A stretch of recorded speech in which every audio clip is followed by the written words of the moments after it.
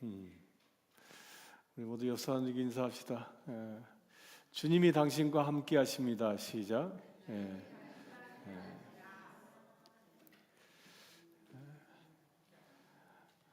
성부와 성자와 성령의 이름으로 말씀드립니다. 오늘 저 뒤에 성가대석이 꽉 찼네요. 앉아있는 분들이 성가대로 봉사할 수 있게 되길 바랍니다. 오늘은 설교에 앞서서 우리 신학 공부를 잠깐 하려고 합니다. 웬 설교 시간에 신학 공부 뭐 이런 생각이 드실지 모르지만, 신학 공부하면 여러분들 제일 먼저 떠오르는 게 무슨 생각이에요? 쉽다, 어렵다? 어렵다라는 생각이 뚝 떠오를 겁니다. 그래서 신학 공부하겠다 그러면 어려우니까 안 들어야지, 그 귀를 딱 닫아버리고 딴 생각하시는 분들이 있을 수 있습니다. 그 모든 거 떨쳐버리십시오. 그런데요, 이 어렵다, 쉽다는 그게 어렵고 쉬운 것의 그 차이가 뭘까요? 뭐가 어렵고 뭐가 쉬울까요? 아주 간단합니다. 모르면 어려운 거고 알면 쉬운 겁니다. 그렇죠? 이렇게 알면 쉽습니다. 여러분들 아주 간단한 신학 공부지만 여러분들이 이 시간 깨달으면 굉장히 쉬운 신학 이야기입니다. 한국에는요 아주 세계적인 신약학 박사가 계신데, 그분이 그 김세윤이라는 신약학 박사가 계십니다. 그분이 우리가 방금 읽은 오늘 본문의 말씀을 신학적으로 분석을 해서 이 본문 말씀을 한 단어로 이렇게 정리해서 신학 발표를 했습니다. 그게 뭐냐면, 한 용어가 태어났는데 그 용어는 수미관상법이라는 용어를 이 김세윤 박사가 사용했습니다. 그러니까 마태복음은 수미관상법에 의하여 저술된 척이다라는 겁니다. 수미관상법, 뭐 이 말이 나오자마자 고개를 푹 숙여 이게 도대체 무슨 얘기야? 왜 이렇게 어려운 얘기하는 거야? 라는 분이 있을지 모르지만 아주 쉽습니다. 낯설고 어렵게 지키는 용어이긴 하지만 배우고 보면 굉장히 쉬운 용어입니다. 수미관상법이란 이게 한자를 쓴 건데, 숫자가 무슨 숫자가요? 머리 숫자. 미자는 무슨냐? 꼬리 미자예요. 곧 머리와 꼬리가 서로 관련이 있다라는 뜻이 수미관상법이라는 거예요. 머리와 꼬리가 뭐한다? 서로 관련이 있다. 이것은요 동일한 주제의 처음과 끝을 마치 괄호처럼 묶고 그 중간에 그 주제를 설명하는 내용으로 저술된 것이다라는 거예요. 그래서 이거를 인클루시오라고도 말합니다. 처음에 한 용어를 택하고 나중에 같은 내용의 용어를 택해서 이 두 가지 용어를 설명하고 있는 게 중간 내용이다라는 거예요. 그게 수미관상법이라는 거예요. 그래서 처음과 끝을 정확히 알면 중간에 무슨 내용인지 깨달을 수 있다라는 얘기입니다. 제가 왜 이 서두부터 여러분들이 어렵게 느껴지는 이런 신학 이야기를 하는가 하면요, 오늘 예수의 이름으로 사용된 그 이름이 뭐였죠? 성경에 방금 우리 읽었죠? 천사가 요셉에게 나타나서 누구라 하라 그랬어요? 에헤이 그새 다 잊어버렸어요? 우리 성경 본문엔 임마누엘이라고, 임마누엘이라 하라. 그 임마누엘, 이 임마누엘에 관하여 말씀드리기 위함입니다. 임마누엘. 그러니까 오늘 본문 23절에 보면 처녀가 잉태하여 아들을 낳을 것이요 그의 이름을 임마누엘이라 하리라. 그러니까 예수님의 이름을 뭐라고 소개했어요? 임마누엘. 그 임마누엘의 뜻이 무엇입니까? 임마누엘의 뜻이 뭐였어요? 좀 전에 우리 성경에 다 읽었어요. 뭐였죠? 하나님이 우리와 함께 하신다라는 그런 뜻입니다. 이 마태복음은 유대인들을 전도하기 위해서 서술된 책입니다. 그래서 이 복음서가 유대인들이 그렇게 기다리는 임마누엘을 제일 먼저 소개하면서 시작하고 있는 겁니다. 그래서 김세윤 박사님은요, 이 마태복음이 28장 20절 끝에 가보면 이런 얘기가 있어요. 내가 너희에게 분부한 것을 가르쳐 지키게 하라. 볼지어다 내가 세상 끝까지 너희와 항상 함께 있으리라. 그러니까 복음서의 첫 시작이 뭐였어요? 예수 그리스도 곧 임마누엘, 하나님이 우리와 함께 하신다라는 그 메시지였고, 28장의 끝에 가니까 주께서 너희와 함께 하리라. 임마누엘, 임마누엘, 이것을 설명하고 있는 겁니다. 따라서 이 마태복음은 임마누엘로 시작해서 뭐로 끝났어요? 임마누엘로 시작해서 임마누엘로 끝난 겁니다. 이것을 보고 뭐라고 그래요?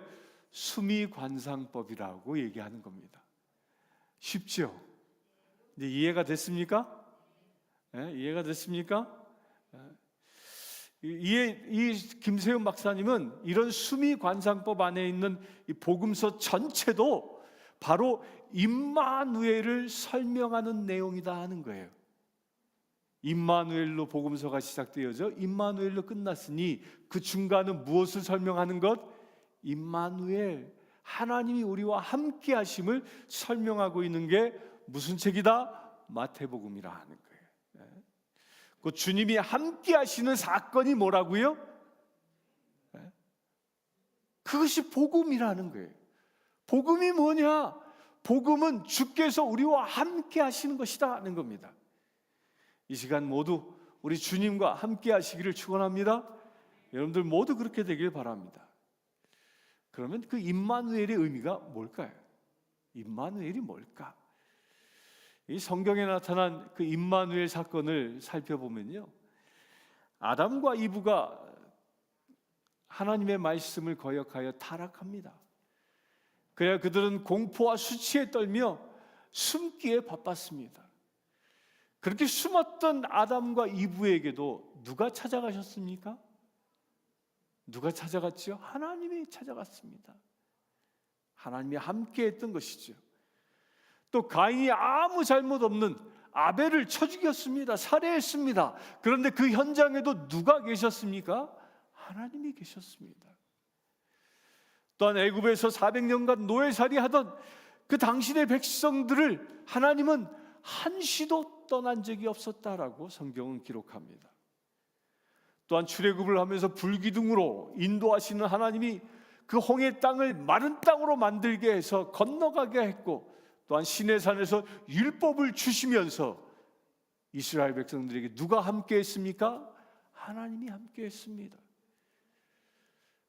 심지어는 온 백성이 가데스 베냐 이 광야에서 하나님을 거역하고 타락했을 때도 그들을 떠나지 않고 새로운 세대들로 가나안 땅으로 인도하시는 분이 누구였습니까? 하나님이셨습니다. 다윗 왕이 가나안의 사방에 있는 모든 대적들을 다 물리치고 이스라엘을 평화 위에 굳건히 세우게 해준 그 하나님의 은혜에 감사해서 뭘 하려고 했냐면 하나님께 성전을 지어 바치려고 했습니다. 그때 나단 선지자를 통하여 하나님은 이렇게 말씀하십니다. 내가 이스라엘 자손을 애굽에서 인도하여 내던 날부터 오늘까지 집에 살지 아니하고 장막과 성막 안에 다녔나니. 하나님이 어디에 계셨다고요? 장막과 성막 안에, 곧 이스라엘 백성들이 있는 곳에 하나님이 함께 하셨다는 겁니다. 광야 가운데 방황 중에도 하나님은 어떻게 하십니까? 그들과 함께 하셨다는 겁니다. 유대인 중에 유대인 바울도 그래서 광야의 삶을 이렇게 얘기합니다. 다 같은 신령한 음료를 마셨으니 이는 그들을 따르는 신령한 반석으로부터 마셨음에 그 반석은 곧 그리스도라. 광야에서 반석에서 물이 나왔는데 그 반석이 누구라고요? 그리스도다라고 고린도전서 10장 4절엔 분명하게 확인시켜주고 있습니다. 따라서요, 구약의 역사는 하나님이 당신의 백성들과 함께한 이야기입니다. 이제 마태가 임마누엘을 주제로 정해 처음부터 강조한 의미가 이제 분명한 것입니다. 복음이 무엇이라고요? 무엇이 복음이라고요? 복음이 무엇입니까? 나의 필요가 채워짐이 아니라 주님이 나와 함께 하신다는 이 사건이 복음이라는 겁니다. 우리 구약에 보면 다니엘서에 이 세 친구들 이야기가 나오죠. 그들은 이 우상 숭배를 거부합니다. 그러자 황제의 명에 의하여 그들은 불가마에 던져지게 됩니다. 그들은 우상을 숭배했으면 부귀와 영화를 누릴 수 있었습니다. 그러나 그들은 그들의 믿음의 순수성을 지키는 것이 세상 부귀 영화보다 더 소중했던 겁니다.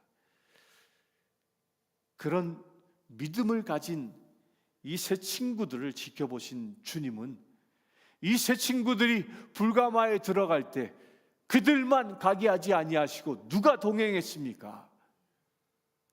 누가 동행했습니까? 불가마에 들어갈 때 주께서 동행하신 것입니다.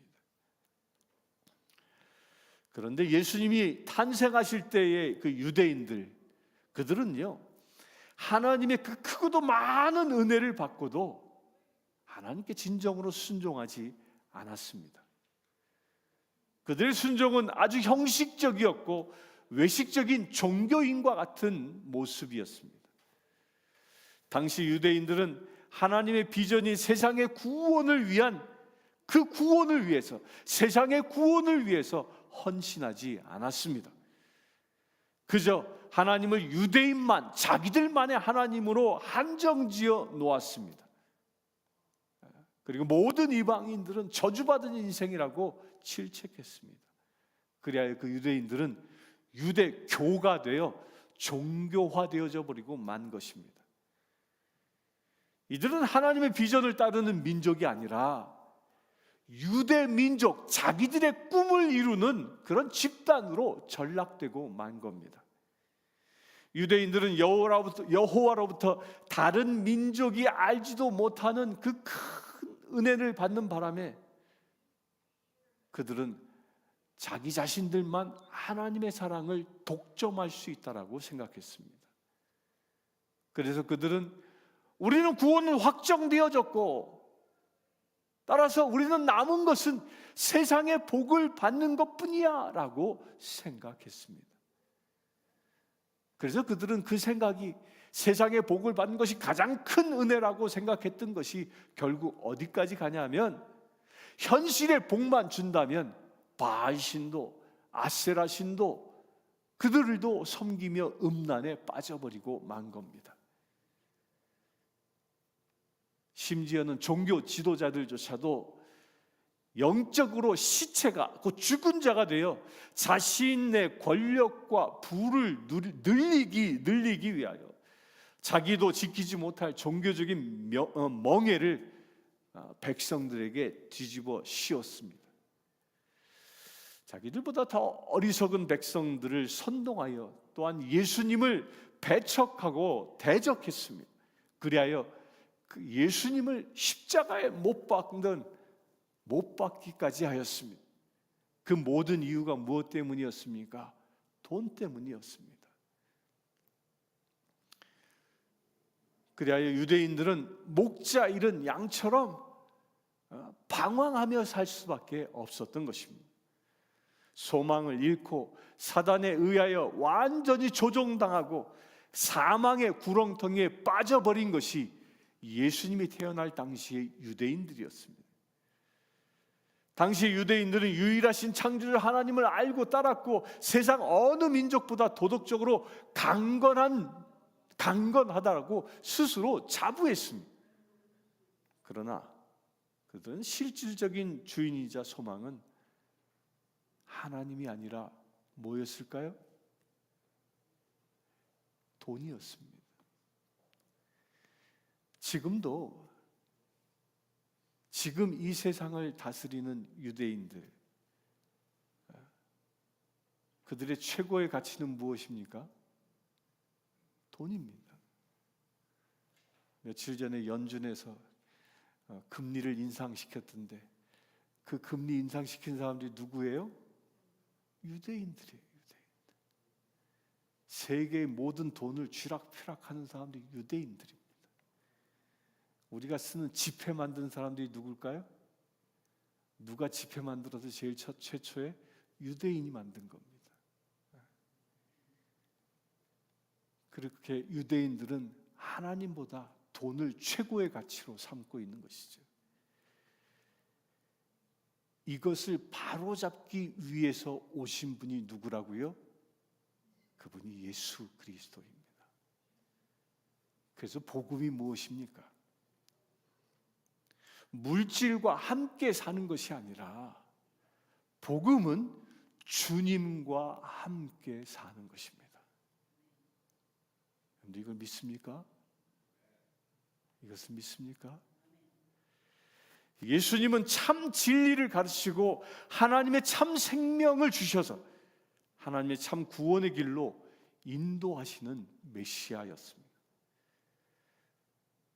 돈이 우리 인간의 궁극적인 문제를 해결해 주지 못하고 오직 하나님의 사랑만이 인간을 죽음에서 건질 수 있음을 직접 예수님은 오셔서 당신의 삶과 죽음으로 보여주신 것입니다. 요컨대요, 하나님과 원수된 죄에서 인류를 구원하러 오셨다는 겁니다. 그분이 예수 그리스도이십니다. 또 그 일은 그대로 이 구원을 어디에서 이루셨습니까? 십자가에서 이루신 것입니다. 예수님이 오시기 약 600년 전에 이사야 선지자는 구약 백성들에게 이렇게 얘기합니다. 하나님이 우리와 함께 계실 것이다 라고 예언했습니다. 예수님이 태어날 당대에는 천사가 이렇게 얘기합니다. 자기 백성을 그들의 죄에서 구원할 것이라고 예언했습니다. 예수님이 십자가 구원 사역을 마치고 승천하시기 직전에 제자들에게 이렇게 얘기합니다.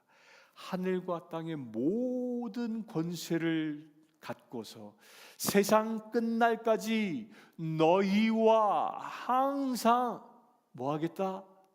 함께 있으리라고 예수님은 직접 말씀하셨습니다.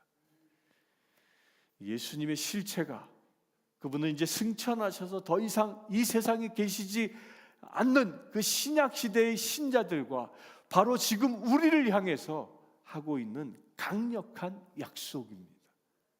누가 함께 하시겠다고요? 예수 그리스도가. 참으로 이 엄청난 은혜의 약속의 말씀입니다. 사랑하는 성도님들, 주께서 여러분들과 함께 하신다라는 이 말씀이 실감되어집니까? 실감나십니까? 여러분들 삶 속에서 실감하십니까? 머리로만 믿는 것이 아니라 우리의 현실 삶에서 체험하십니까? 진리의 말씀으로 함께 하겠다고 말하지 않았습니다. 뭐로 함께 하겠다고요? 주님은 강력한 파워를 의미하는, 그것도 하늘과 땅의 모든 권세, 우주를 통치하는 그 권세로 함께 하시겠다고 말씀했습니다.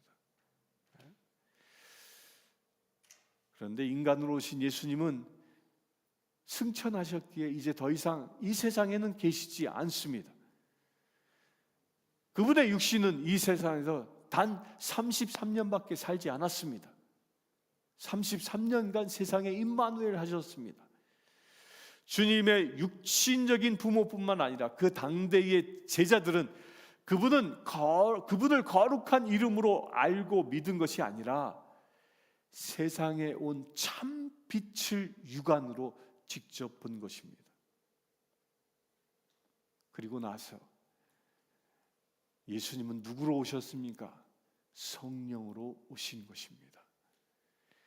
그리하여 모두가 사도 요한처럼 태초부터 생명의 말씀에 관하여는 우리가 들은 바요, 눈으로 본 바요, 자세히 보고 우리 손으로 만진 바라 하고 고백할 수 있었던 겁니다. 임마누엘 주님은요, 마지막까지 마태와 요한을 비롯한 제자들과 땅끝까지 함께 해 주셨습니다. 제자들이 가는 곳에 누구도 함께 했습니까? 하나님이 함께 하셨습니다.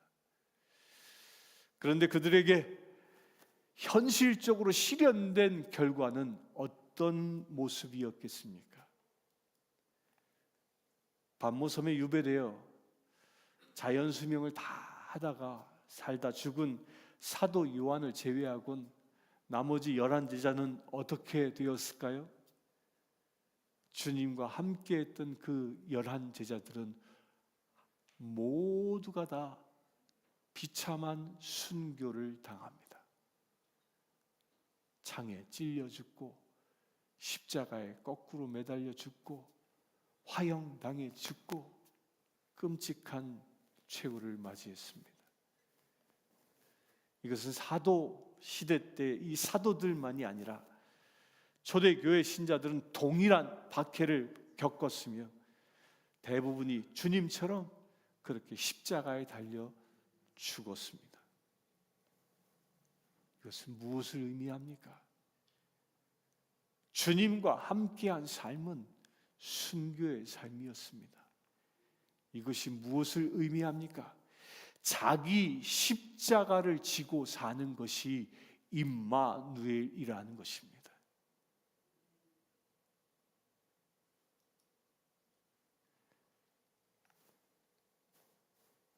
여러분들 십자가를 지고 있습니까? 복음의 십자가를 지고 있습니까? 다음 주면 성탄절입니다. 많은 사람들은 성탄절 하면 무슨 생각합니까? 예수님의 생일날이라고 생각합니다. 그런데 예수님의 생일날이 아닙니다. 예수님의 생일날은 언제인지 전혀 알지 못합니다. 위인이나 존경하는 사람의 생일을 축하하는 듯이 보내서는 안 된다라는 것입니다. 성탄절은. 성탄절 그러면 산타크로스 할아버지, 크리스마스 트리, 나름대로 선을 행하는 것 등은 나름대로 의미가 있지만 임마누엘 예수님과는 아무 관계없는 이야기입니다. 성탄절은 예수님을 축하하기 위하여 있는 것이 아닌 것. 성탄절은 예수님의 생일 축하 파티가 아니라는 것입니다. 신자들에게 그분이 임마누엘 하신 참뜻에 자기를 비추어 보고 그것을 기념하고 감사하라고 있는 것입니다. 예수님의 생일 잔치가 아니라 주님이 나와 함께 하시는 사건, 그 사건이 이루어진 날이라는 것을 감사하라는 것입니다. 우리는 죄인 중에 괴수였지만 오직 예수의 십자가의 구원으로 그분의 사랑받는 자녀가 된 그 은혜를 평생 감사해도 모자라는 것입니다. 우리는 주님이 직접 가르치신 그 임마누엘, 하늘과 땅의 권세를 갖고 세상 끝날까지, 세상 끝까지 함께 하시는 그 은혜 안에 실제로 머물러 있어야 한다는 것입니다.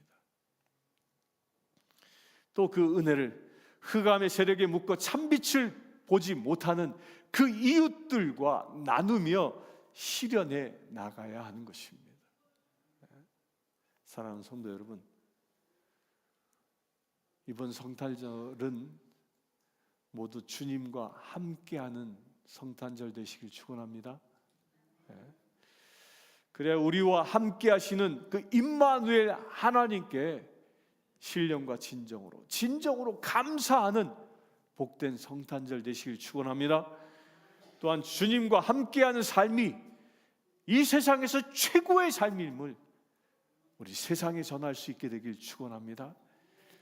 그래야 이번 성탄절은 임마누엘을 온전히 경험하는 복되고 복된 날 되시길 주의 이름으로 축원합니다. 함께 기도하겠습니다. 주 아버지 하나님, 죄인 중에 괴수된 우리오나 우리를 버려두지 아니하시고 임마누엘 하심을 감사합니다. 내가 홀로 세상을 살아가는 게 아니라 주님과 함께 살게 하심을 감사합니다. 이번 성탄절 진정 임마누엘 하신 주님을 만날 수 있는 거룩한 절기 되길 원합니다.